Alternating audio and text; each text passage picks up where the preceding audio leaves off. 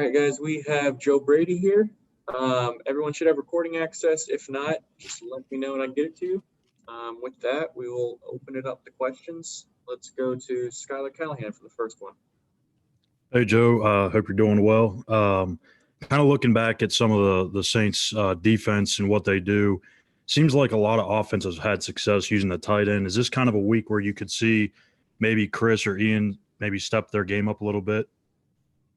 Yeah, I think I think every single game there's opportunities there for the tight end for every skill position. I don't think it's one thing that you put a singular focus on and saying, hey, tight ends, this is your week and you have to make plays.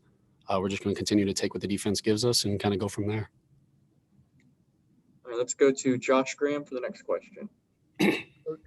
A lot's been made of your relationship with Coach Payton and the Saints. What does this game mean to you personally? Means no different than the Bears game, the Cardinals game, the Falcons game. It's I think if you're a process oriented person, I think you can't approach games differently. So I'm going to go out there and call plays just like I do normally and approach the week and do everything exact same. All right, let's go to Miles Simmons and then Phil Orban. Joe, is there something you've been able to identify in the red zone that you guys can do to start getting touchdowns there? Yeah, I think I think it's everybody kind of looking in the mirror, and as offensive coordinator, I always say it starts with me. It's the ownership, and I can say I got to do a better job at preparing the guys. I got to do better at play calling, and and I think our players would say the same thing and say they got to execute. And so I think it's full circle, but when we're not producing, it's my name on it, and I got to do a better job.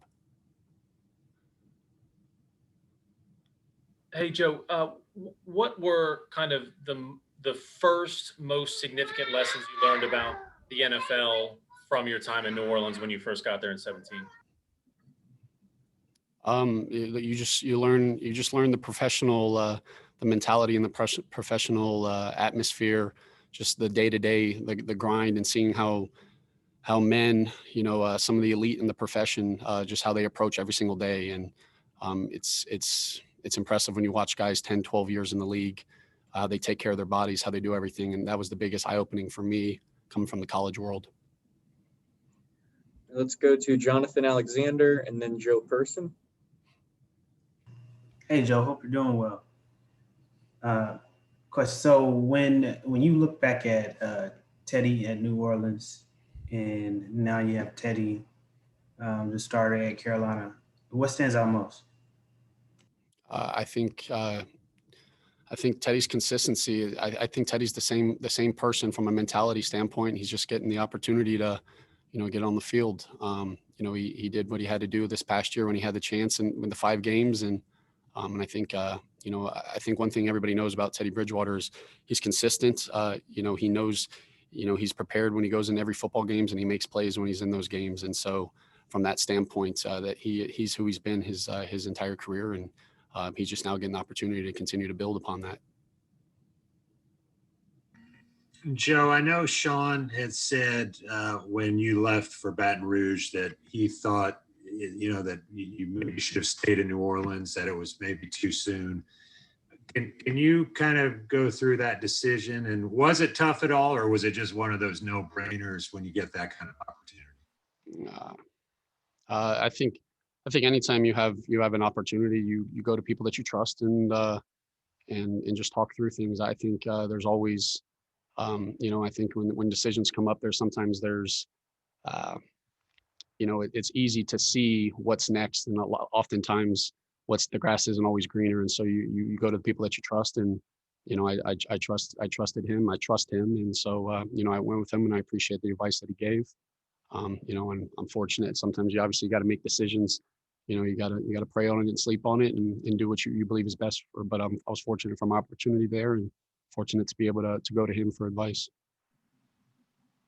Let's go to Jason Huber and then David Newton.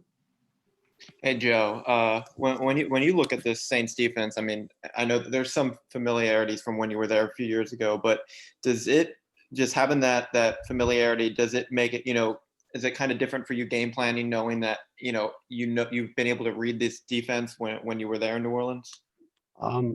Look, I think you're familiar with some of the players, but I think Da, Dennis is a great coordinator, great coach, and I think he continues to evolve the identity of the defense, and it's different from when I was there, and I think they do a great job at identifying personnel and getting the matchups that they want from a defensive standpoint. And so, with the exception of knowing, I think every fan knows how good Cam Jordan is. So being familiar with that or not, that they're going to be dynamic up front, and they have guys that can make play throughout the defense. So familiar or not, we're going to have to see what we trust on tape and go from there. Hey, Joe, what do you see in Teddy Bridgewater that you also see in Drew Brees that makes both of them so efficient at running this offense? I think in any quarterback, when you shouldn't be able to tell when you're up 40 or down 40. And I think when you look on the sidelines of a guy like Teddy Bridgewater, you can't tell that. He's calm, cool, collected. You throw an interception, you score a touchdown. He's the same guy because we got to play for 60 minutes. And so, I think you obviously, Drew Brees has been able to do that for so many times, and just how they process things. They see blitzes. They're able to play in the gray. And I think so many times quarterbacks, it's very black and white, and football is not that way. It's never exactly what we expect. And the great quarterbacks are able to just make decisions and process things at a snap faster and be able to make the plays. And Teddy Bridgewater definitely has that in him. All right, let's go to Mike Solarte and then Amy Just.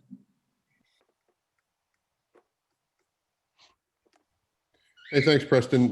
Coach, you just mentioned the respect you have for their defensive coordinator, and I'm just curious because you guys are in this business to compete.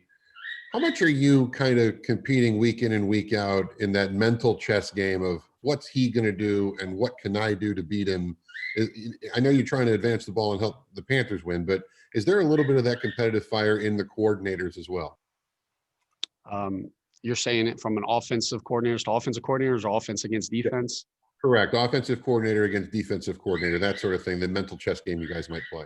No, I think, I think there's obviously there's a scheme element of football, and but I think it's in football you're competitive as it is, but it's nothing of like hey, having to prove it to this coordinator or prove it to that coordinator. You're just trying to play within your system and try to attack things that you see as favorable matchups for you. But from a process standpoint and from a scheme standpoint, not much.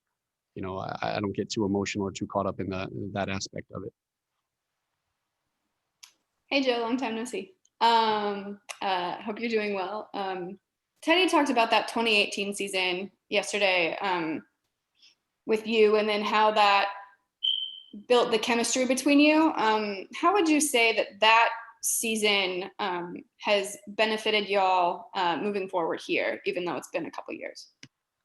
I mean, it was huge. You get an opportunity to, Teddy Bridgewater comes into New Orleans, and I had an opportunity to meet with him and work with him. And, I was still learning the offense. And so being able to learn the small details of a system that's been in place for so many years. And so being able to teach that with Teddy while I was learning it, so we're kind of learning it together, and you get a feel of personalities.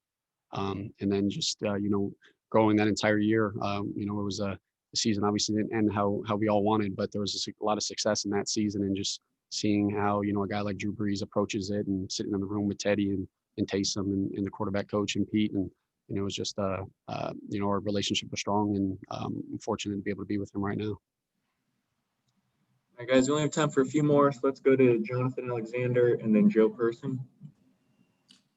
Joe, I know there was some talk earlier that the game might be played in Baton Rouge. It's not, but are you at all bummed it's not going to be in Baton Rouge? I'm like, if you guys know me, if we're playing at our high school field, if we're, as long as there's a 100-yard football field, that's all that really matters to me, getting to play football. So being in the Superdome, being at Tiger Stadium, being here in Charlotte, obviously you want to play in your fans, but as long as there's football being played, I don't care where it is, I'll be ready to go. Joe, as a guy who is kind of all about the process, as you often said and said earlier today, were you at all kind of dreading this week, not for the on the field stuff, but for like this Zoom meeting, for instance, and the Saints questions? And then on top of it, kind of related, how tough has it been to stay within that process when you guys were in the building Monday and Tuesday and things kind of getting shifted that way? Look, it's I think everything is able to, if you're truly a process-driven person and process-oriented, you understand that, hey, things are going to change, and you just have to adapt and roll with it. And I think, not being in the office, well, we can't sit there and make excuses, and we're not going to let people make excuses for us. So we're going to set up at home and find ways to get everything done that we could in the office. And I think that that's the kind of the mindset of the guys that we have. And I think when things change, you just got to be able to adapt. And we knew that this was how the season was going to be. And I'm fortunate to be surrounded by a great offensive staff that makes my life a lot easier as well. I'm sorry, what was your first question of that? Just, was there part of you that sort of dreaded this week with all the noise that would come with it? No, I know you guys, you do a fantastic job, but I'm kind of in my own bubble, so I don't hear the outside world. I don't, I'm sorry to say this, but I don't read the outside world, and so I just approach it. That competitive stamina where the thrill isn't in winning, but the opportunity to win again. And so, when you lose a football game, you come in and you gotta find out what you did wrong in the learning, but you got a chance to win, and you got a chance to go 1-0 this week. And so that's all that was on my mindset coming into work. It wasn't about who we're playing. They're nameless, faceless opponents each week, and we got an opportunity to go 1-0, and that's the most important thing. All right, guys, we only have time for one more, so let's go to Amy Just before we wrap it up. Yeah. You just said that you try to keep it nameless, faceless, and you don't approach it any different. But do you take time, whether it's before the season or after, even during the week, to reflect on how things have kind of come full circle for you, or you try to keep that out of your mind? I try to keep that out of my mind because it really is not going to benefit me moving forward. I have a job to do. I'm the offense coordinator of the Carolina Panthers, and it's my job to get our guys to prepare to be able to execute on Sunday. And so when I spend time thinking about other things outside of that, I'm doing a disservice to my players and my guys in this organization. So I try to just stay focused and be ready to go come Sunday. All right, Joe, we appreciate you stopping by. Thank you, guys.